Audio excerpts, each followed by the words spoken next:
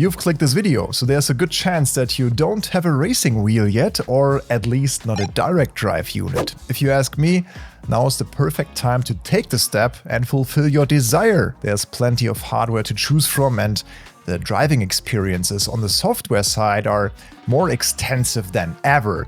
Whether you're interested in serious sim racing, atmospheric free roam maps in Assetto Corsa, truck sims, F1, rally, BeamNG or historic motorsports, you can experience it all much more immersively with a good wheel. This automatically raises the question of budget and whether you should invest in a more powerful wheelbase.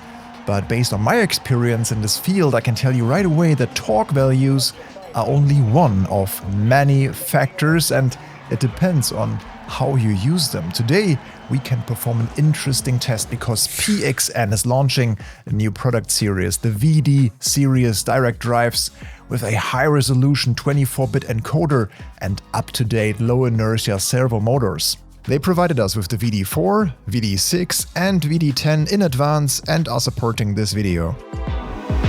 We tested different games, compared lap times and tweaked settings to help you make decisions and get started, so it's going to be super interesting. This was a rare opportunity to test 3 different wheelbases from the same product line against each other and see where the differences really lie.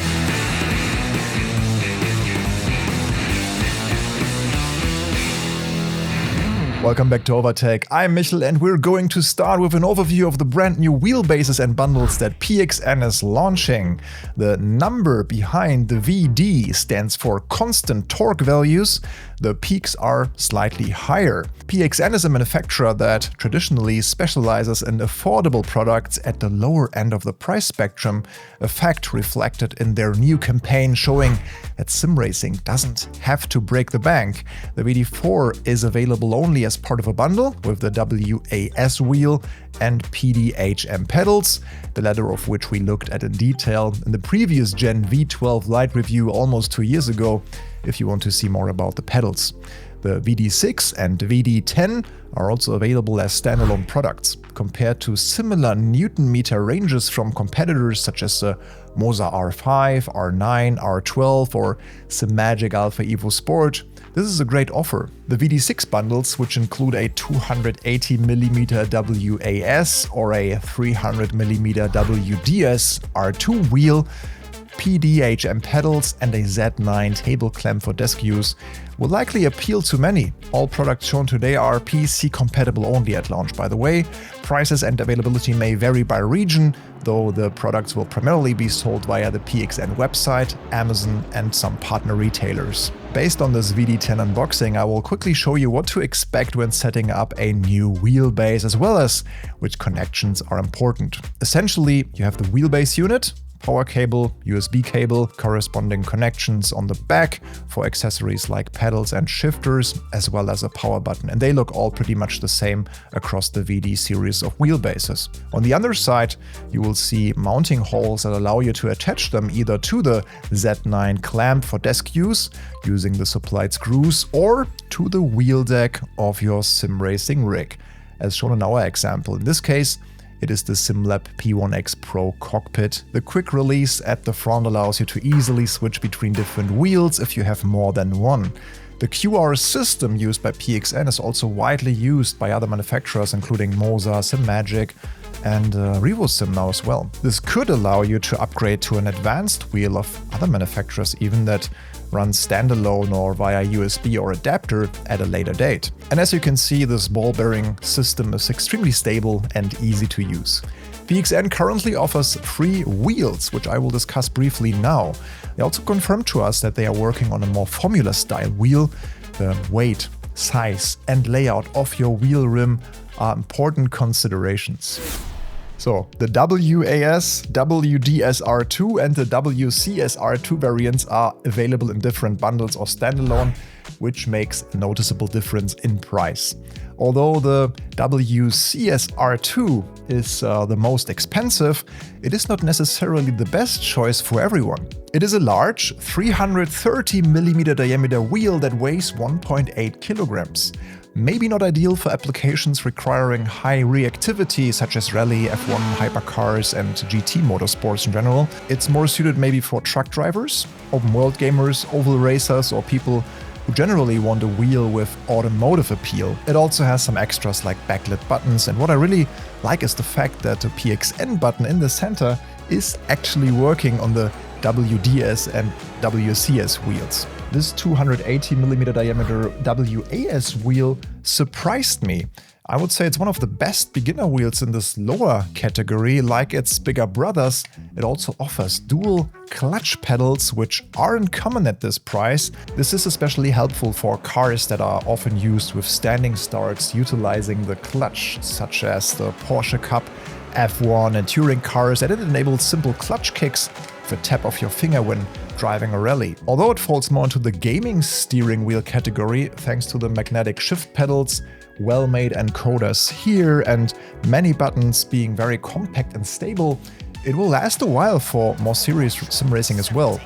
I didn't mind that it had a D-pad here instead of a joystick like the two bigger variants. WDS R2 though is the perfect middle ground, and yeah, it was the wheel which I felt most comfortable with in Limo Ultimate, for example. A diameter of 300mm has virtually become the standard in sim racing. It is flattened at the bottom, which may bother drifters. The magnetic shift pedals are snappier with the WDS and the higher WCS than on the smaller WAS. As a rule of thumb, the weight and size should be well matched also to the power of the wheelbase. I recommend using at least a VD6 with the WCS R2 and lighter, more compact wheel rims with the VD4. It simply has to do with inertia and kinematics, so be aware of that when purchasing your first combo of wheelbase and wheel. Trying out the hardware yourself beforehand also helps a lot. There will be a great opportunity for our US audience in September when PXN attends the SimGamingExpo in Chicago.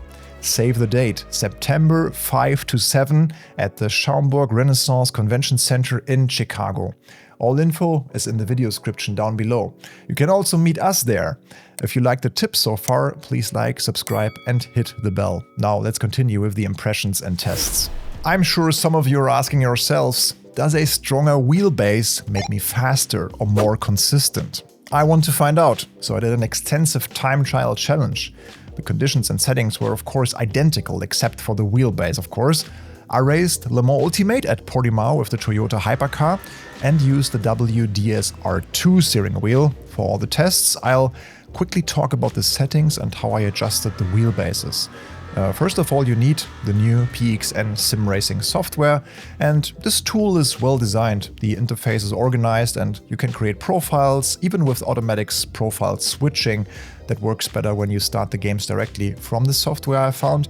And yeah, there's also a little info icon on whether telemetry is yet supported or not. The management and settings of your PXN devices is also easy to understand, and explanations are provided when you hover over the question marks with your mouse, for example, for the wheelbase settings, and there are various ones even in advanced tab. I created identical profiles for VD4, VD6 and VD10. Each profile has 100% hardware FFB to make the comparison kind of fair, to see what the maximum of the wheelbase is. And the other settings are also shown here in the screenshot. I set the in-game FFB, not the driver or hardware FFB, to 80% like an LMU to reduce software clipping. Clipping should be avoided. You may be familiar with this concept from the audio world when a microphone or signal is clipping, resulting in loss of information and frequencies. The same thing happens with force feedback depending on the strength of the information that the simulation communicates to the hardware. This is why many people use 50 to 70% max in-game FFB in titles like ACC or also Le Mans Ultimate, and prefer to have Newton meter overhead in regard to the wheelbase. Let's take a look at my lap time challenge. What I found remarkable was the basic characteristics of all the three wheelbases were quite similar and the power increased or decreased as expected. The visual difference in size also reflects the difference in power. The test began with the VD10 wheelbase and its 12 Nm peak torque. After the outlap, I measured 7 timed laps under identical in-game conditions. I excluded the fastest and slowest laps to minimize outliers, determine a representative average, and calculate the standard deviation. Average lap time with the VD10 was a 1:33.557. I used the racing setup and adjusted the fuel accordingly for the required number of laps. As you can see, the laps were very consistent, with standard deviation of only 0.128 seconds. The VD10 left nothing to be desired really.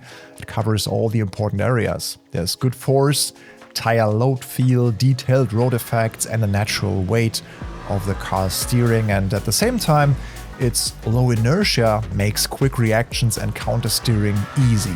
Then I switched to the VD6 and barely needed to get used to it. It felt pretty similar really, except I had the impression that when the car briefly loses grip on the front axle and then settles, this moment, the effect is a bit more abrupt. In general, the transitions between some force feedback effects are smoother with the stronger VD10 base because the scale of force simply offers a wider range or higher bandwidth. In the last turn on the Algarve circuit, there's also that moment when the car is pressed firmly into the asphalt by the aero, which feels more spectacular if you have greater force. Conversely, I noticed that I could extract a bit more pace in many corners, but on the last lap I pushed too hard after beating my best lap time from the VD10 session, and then I lost control of the car. That was the cut lap time for this round. Sorry VD6, with a standard deviation of 0.290. I wasn't quite as consistent as I was with the VD10. However, I wouldn't overrate that fact before we test the VD4. The 5 Nm peak torque wheelbase with 80% in-game force feedback is not too strong in LMU.